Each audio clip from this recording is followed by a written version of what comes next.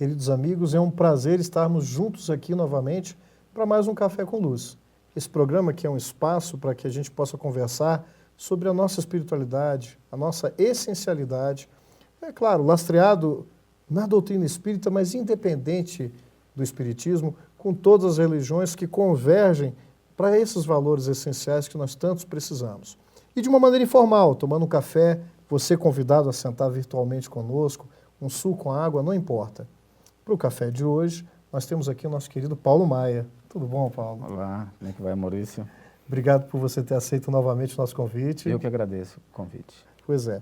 Para quem ainda não conhece, o nosso querido amigo Paulo Maia está hoje no encargo da presidência da Federação Espírita do Distrito Federal, atuando na coordenação do movimento como trabalhador ativo, não é, Paulo? Isso. Coordenando e atuando. A gente teve essa honra de aceitar esse convite e, como representante dessa casa, que é a Casa do Bem em Brasília, do Consolador, a gente tem se esforçado para mobilizar, né, as pessoas e as casas espíritas do DF para fazer um trabalho aí de bastante esclarecimento, orientação em relação à doutrina espírita. Então, Paulo, assim, para a nossa conversa de hoje, nós pegamos um assunto fácil, não foi, Paulo? Será?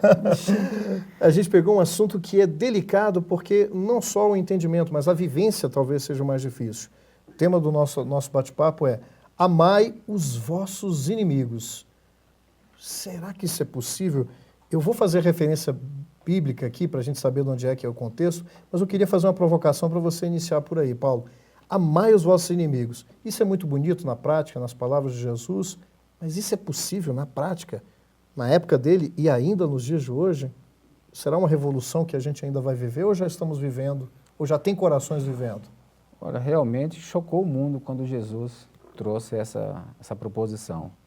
Mas vindo de Jesus, que é nosso modelo e guia, a gente acredita que é bem possível. E lança-se uma meta, um objetivo que devemos alcançar. E para chegar até essa maturidade de amar todo e qualquer inimigo, a gente tem pequenos exercícios diários que a gente pode começar a fazer desde agora e talvez daqui a alguns anos a gente vai estar realmente amando até o inimigo que nos fere, que nos maltrata profundamente. Mas é um exercício complicado. Eu digo difícil, né, de mergulho para dentro e de olhar para o próximo, né, vendo o próximo como extensão do nosso coração. Aí você muda o paradigma, porque se você observar no próximo uma extensão do seu coração, um irmão em humanidade, que momentaneamente pode estar te ferindo e magoando, com essa percepção, assim como a mãe, o pai vê num filho, mesmo que esteja rebelde, alguém que é a extensão do seu amor, a gente muda de atitude. Então é um exercício. É importante isso que você está falando, que parece muito bonito, as pessoas que desafiam esse entendimento. E vamos buscar, só fazer uma referência, se você me permite, isso que você falou é muito importante, porque Kardec vai voltar a esse assunto, mas vamos só colocar em que contexto que Jesus falou isso. A gente vai fazer referência a Mateus, está em Mateus e Lucas também, mas em Mateus capítulo 5, no versículo 44. Mas vamos pegar um pouquinho antes, no 38. Ele fala assim: ouvistes o que foi dito. Era a tradição oral. Olho por olho e dente por dente. Ainda uma lei disciplinar mosaica. Né? Não é considerada lei de Deus, mas era lei disciplinar. Que no território onde Jesus transitou... Era o que valia. Era o que valia. Até hoje, né? Tem gente no toma lá da cá, né? Ainda tão atual, né? E nós, às vezes. Eu, porém, vos digo para não se opor ao malvado ou ao adversário. Pelo contrário, ao que te bater na face direita, vira-lhe também a outra. Olha como isso é desafiador. E ao que deseja levar-te a juízo para tomar-te a túnica, deixar-lhe também o manto.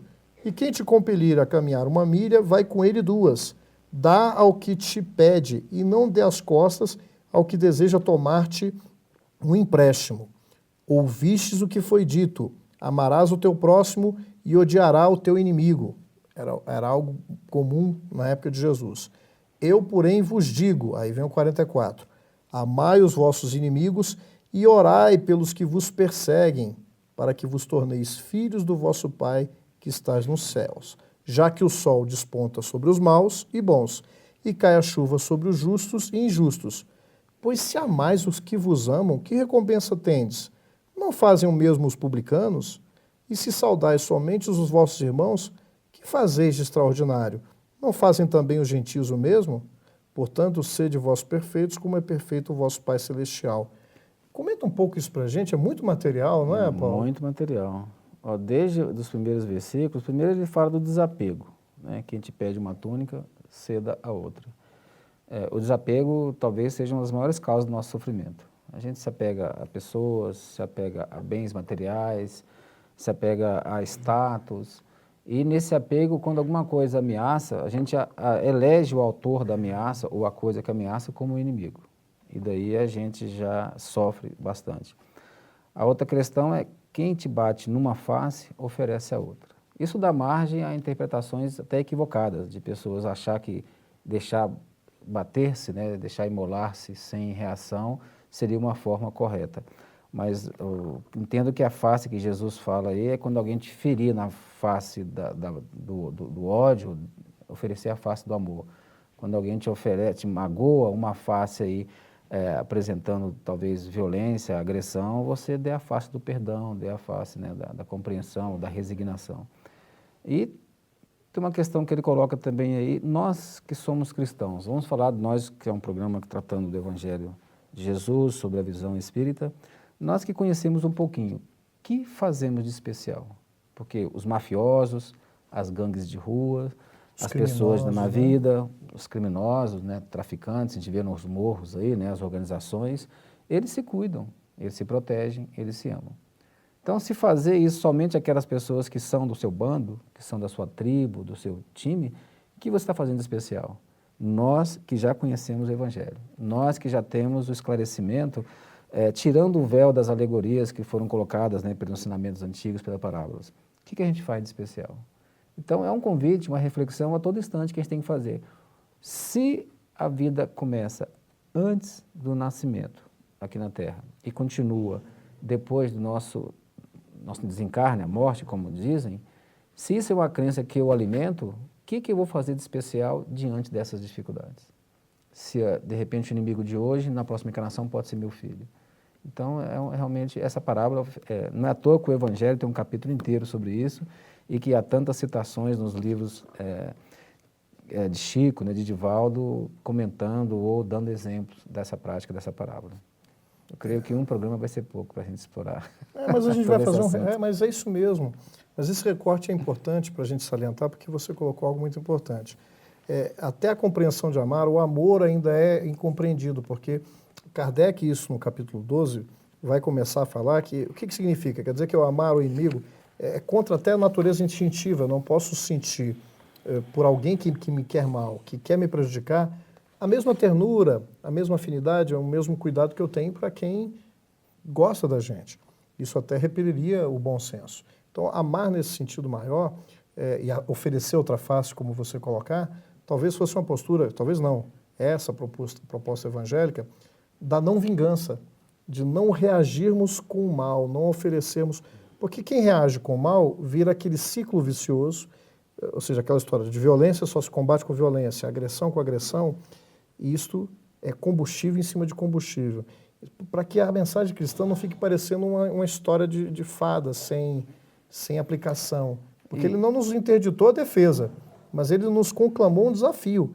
Nós precisamos agir. Mas qual é o tipo de ação? Como é que é a amorosidade diante de alguém que quer me fazer mal? Você falou do perdão. Seria o caminho? Tem vários aspectos aí para se analisar. Acho que Jesus, como também foi um grande psicólogo, né, além de professor, foi tudo de mestre, que era de bom, né?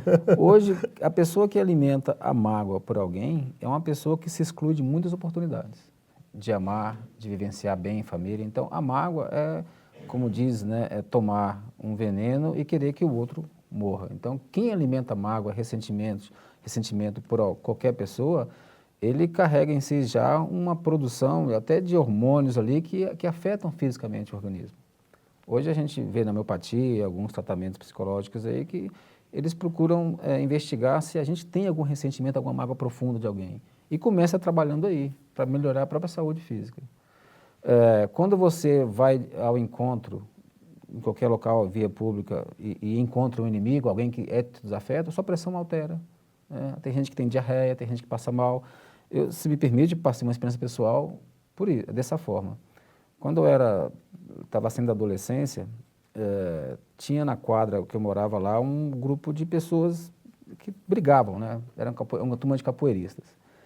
E eles se juntavam lá, geravam confusão, alguns até mexiam com droga e agrediam Não por serem pessoas. capoeiristas, mas por usarem mal, né? Usavam mal a arte, mas A eles arte. praticavam essa arte, ficavam lá gingando e quem fosse contra eles, eles batiam.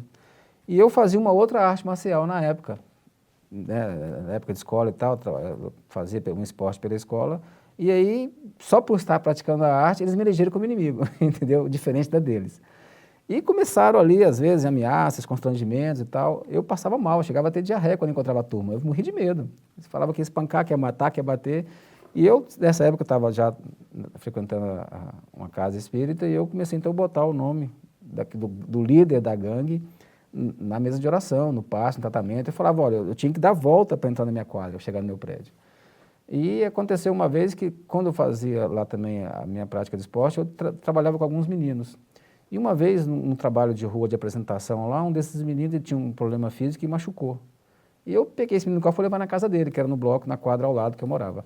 Quando eu bato a porta, quem abre? Né, eu com o menino no colo, meio choroso ainda. Esse líder dos capoeiristas lá, da turma da rua. E ele falou, nossa, o que aconteceu comigo? Que era o irmão dele, mais novo.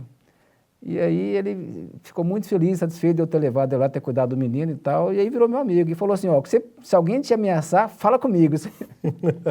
Virou meu amigo, entendeu? Mas eu passei mal, eu tinha medo, eu corria, eu mudava de caminho, né? Então, é uma situação muito ruim alimentar. E eu não tinha raiva, ódio dele, até orava, pedia ajuda. E a oração acho que funcionou nesse aspecto. Criou-se uma situação que jamais imaginei, onde eu fui levar uma criança na casa, né, devolver para os pais, e ele era responsável por cuidar da criança, os pais estavam fora, ele era o irmão mais velho, e aí ele virou meu amigo.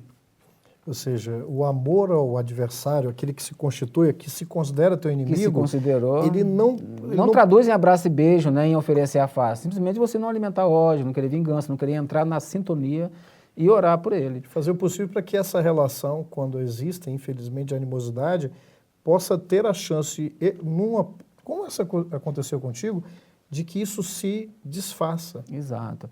É como, né, o judeu lá tem algumas castas, alguns grupos, né, que tem ódio um do outro, como na Índia, das castas entre si. Então, às vezes, ele vem de uma natureza, de uma origem, que não é uma origem pessoal sua contra dele. E a gente tem que lutar contra isso. Bom. E como, assim, falando de federação, trabalhando, a gente tem que disseminar esse conhecimento, organizar o movimento espírita para que isso se torne senso comum, não só dentro da casa espírita, mas que atinja a sociedade. Que isso faça com que as pessoas reflitam. E aí, futuramente, né, vai espalhar para a humanidade toda. Vou interromper só um pouquinho, porque está gostoso aqui, a gente vai continuar nessa mesma linha de pensamento, mas no segundo bloco, para a gente continuar falando um pouquinho mais sobre o amor aos inimigos, com o nosso querido amigo Paulo Maia. A gente volta já já.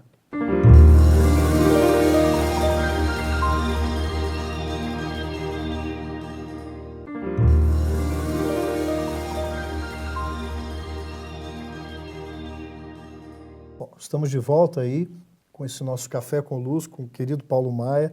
Nós estamos falando sobre o amar os vossos inimigos, né? Que a gente registrou aí a fala evangélica. E então, Paulo, a gente estava conversando até no intervalo, imagens fortes, por exemplo. Hoje a gente tem uma grande maturidade do respeito à natureza, inclusive à fauna. Eu tenho desde um cão doméstico, mas eu tenho também um tigre poderoso que a gente quer preservar. Como é que eu lido com esse tigre? Que no instinto dele, eu vou lá, eu amo muito, aí eu me exponho à vida. Há que se ter sabedoria. Existe o tigre, a cobra venenosa, os elementos que são nocivos na própria natureza. Não tem que ter sabedoria e, ao mesmo tempo, não é um gesto de amor e cuidado.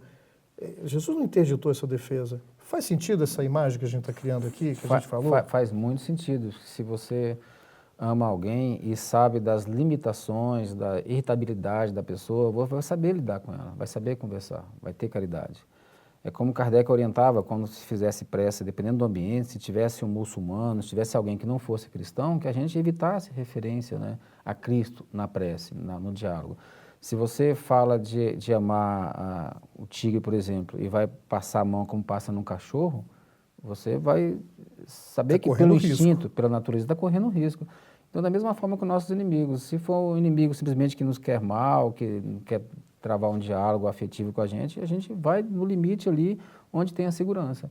Assim como você põe a distância, coloca a distância adequada da cobra e a distância adequada do tigre e do cachorro. Um você afaga, o outro você vê de longe, o outro nem se aproxima, entendeu? Então, essa também é uma forma. E você cria um ambiente adequado para que ele possa viver em paz, assim como você preserva o tigre sem chegar perto, preserva a cobra sem colocá-la no colo, entendeu? Então, não é apenas uma lei bonita, ela trabalha algo que pode permear uma convivência entre tanta diferença. Porque se hoje a gente talvez não tenha o nível de, vamos chamar assim, de padrão bélico, que a gente não seja tão belicoso quanto já foi, né? Que nós não estamos caminhando, né? Existem nossos irmãos que estão numa fase muito mais endurecida na afetividade, nas trocas. Se eu for com essa energia destrutiva para ele, eu não vou me chegar ao mesmo nível dele. Exatamente. É por isso que a reação diante dessas situações hoje, por exemplo, a gente teve um Chico Xavier que viveu a vida inteira em função do próximo, uma Madre Teresa, uma Irmã Dulce, como tantos outros aqui nesse planeta. E tivemos nesse mesmo planeta pessoas que decepam, tiram a vida dos outros de forma violentamente, até né, bebem sangue do inimigo. Ou seja, no mesmo planeta a gente tem essa variedade de categorias de espírito. Então há que se ter cuidado. Sabemos, pelo Espiritismo, que é um momento de transição, que esses espíritos belicosos não nascerão mais aqui, e que espíritos da natureza de Chico, Irmã Dulce, né, Madre Teresa, como citamos, vão se aproximar mais, vão ter mais espaço aqui na Terra. Por isso a gente tem que saber como lidar com cada um deles. Agora, uma coisa é fato, retribuir o mal com o mal, lembrando aí, né, como você fez a leitura, o olho por olho, dente por dente, a gente só vai acirrar o ódio e a mágoa, né, e o ressentimento dessas pessoas que são vítimas. Então, talvez, aplicando a lei do Cristo, talvez não, com certeza, temos aí então uma nova fórmula de enfrentar e de talvez colocar um ponto final nessas questões. Uma vez que esses espíritos não vão reencarnar mais na Terra, com a morte deles morrerão também as ideologias, morrerão, né, as multiplicidades de ataques, de atividades que alimentam esse ódio. E aí a gente percebe hoje nas castas, pessoas entre castas se conhecendo em escolas, se conhecendo fora do país, se casando. A gente vê exemplos como o de Gandhi, que trilhou ali né, uma jornada grande para a libertação da Índia pela paz. Seguindo os passos deles, Martin Luther King trabalhou contra a intolerância racial nos Estados Unidos, também pregando o exemplo da paz, a não violência, a não reação no nível, né? Então a gente sabe que alguns vão ser martirizados nesse processo, mas é um trabalho que nós temos que enfrentar e assumir. É um processo pedagógico que tem uma força que nenhum ditador ou nenhum violento marca tanto. Porque tem muita gente que acha que isso é muito bonitinho, mas na prática, diante de uma extrema violência, então nós vamos abdicar do exército, de uma polícia, às vezes até de uma reação violenta. Isso é o extremo. O problema é que nós não queremos pensar na causa dessa violência. Então, esses recursos últimos que são, infelizmente, ainda necessários, né? Nós precisamos de polícia, precisamos de gente que possa combater no último momento. Mas até que aquele criminoso se torne tão hostil, a gente perdeu a chance, através de processo onde cada cidadão, independente da sua formação religiosa, implemente a esse espaço, um espaço que agrega, que chama para o diálogo, que tem uma tolerância e uma compreensão para que essas pessoas que estão mais nesse nível belicoso possam encontrar um outro tipo de resposta. Porque é muito fácil, num primeiro momento, alguém te agredir, quase que instintivamente, por conta dos nossos hábitos milenares, a gente reage com raiva, reage de maneira hostil. Só que dentro de casa, esses infernos que a gente vive no lar, nas relações doentias, daquela história de não tomo desaforo, não levo desaforo para casa, você falou uma coisa interessante, olho por olho, dente por dente. Me perdoem, meus queridos amigos, se eu não lembro quem falou isso. Mas se a gente continuar nessa história, vai ficar todo mundo cego e banguela. É a pena de Italião, né? É a pena de Italião. a pena de Italião. Jesus, inclusive, fez referência aí na passagem que você leu. Há que se quebrar, há que se romper com isso. Para isso é necessário um novo paradigma. E a doutrina espírita nos traz esse novo paradigma, que na verdade vem reforçar o paradigma de Jesus, de amar o inimigo. E que projeta mais do que para essa existência. Projeta mais para essa existência. E está sendo muito necessário agora, porque tanto armamento, tanta guerra, tantos instrumentos, né, de ceifar vidas, de coibir, de reagir, não está resolvendo. Qual é a causa desse ódio? Porque se você combate só a reação, você está estimulando. E eu vou falar de terrorismo, não só do terrorismo internacional, porque se você não quebra essa corrente dentro da sua própria casa, porque às vezes a gente é verdadeiro terrorista com as emoções dos nossos filhos, Com certeza. dos nossos cônjuges.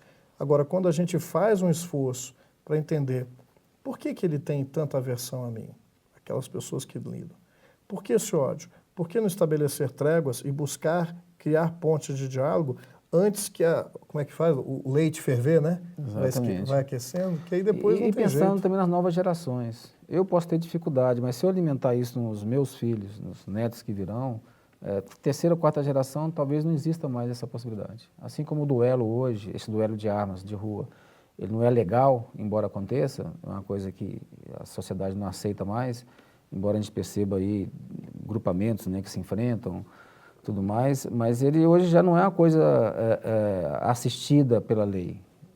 E da mesma forma, se nós hoje trabalharmos com as nossas novas gerações e a humanidade parar de trabalhar com fronteiras, com países como se fossem raças distintas, nichos distintos, e nos olharmos como uma família da Terra como um todo, eu tenho certeza, e assim como Cristo pregou, né, família e humanidade, isso vai eliminar no planeta. Especialmente pelas reencarnações, como diz a última questão do Livro dos Espíritos, que o mal, né, deixará de existir na Terra quando as pessoas que a vêm habitar, os bons predominarem. Porque aí vão fazer que reine a paz, a fonte a harmonia, o amor, a justiça, fonte de toda a felicidade. Então, a doutrina espírita nos traz esse instrumento. E o movimento espírita, não voltado para dentro de si, mas para a sociedade, para ir ao encontro das mazelas humanas, ele tem uma ferramenta muito grande, que é o Cristo redivivo, né, através do consolo, do esclarecimento. E eu acho que nós temos, como eu aqui como trabalhador da doutrina, você como trabalhador da doutrina, fazer com que isso chegue ao máximo de corações possíveis.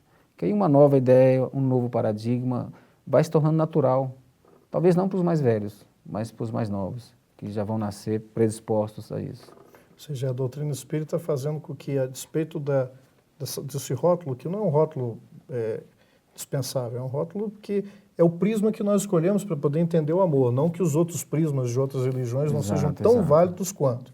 Mas, acima de tudo isso, é que ele me motive a que a verdadeira bandeira do amor esteja presente nos atos mais simples. Exato. Porque senão o movimento espírita ele fica entre si e não fomenta um cidadão ativo, generoso, honesto e que saiba lidar com situações adversas. E que aprenda a amar as pessoas que pensam diferente. Um pastor que ataque o espiritismo, um padre que não aceita os princípios, mas que a gente olhe para eles como irmão, que a gente tem que amar da mesma forma com alguém da nossa própria religião. Entre todos, né? Porque a intolerância também, infelizmente, existe em qualquer lugar. Em qualquer lugar. Infelizmente, tem espírito equivocado, que também está sendo intolerante e não está percebendo, criticando e até combatendo o pensamento contrário. Hoje a gente percebe em vários segmentos religiosos uma intolerância tão absurda que a incoerência é muito grande em relação ao próprio ensinamento do Cristo. E até mesmo aquelas que não são cristãs, uma intolerância muito grande que só tem gerado dor e sofrimento. Não se mostra perspectiva no futuro de algo melhor para a sociedade, para o próprio nicho que se isola, né, que tenta trabalhar, às vezes, a vingança, o terrorismo, a guerra. As atitudes atuais não mostram uma perspectiva melhor para o futuro. Então, nós vamos ter que repensar ou seremos dizimados, né? Eu vou retomar uma coisa que você falou no primeiro bloco. Quando a gente não vai por esse caminho do entendimento, da compreensão, da sabedoria, da amorosidade efetiva, nós criamos para dentro de nós e carreamos, porque quando a gente carrega ódio, você falou, que a gente está colocando veneno dentro do nosso coração. Exato. Então é um processo de saúde individual e coletiva. Quando não há espaço para a amorosidade em qualquer relação, ela se adoece. Porque quando a gente ama pouco, a gente só vê o defeito, a gente só vê o lado ruim das pessoas, dos grupos e das sociedades.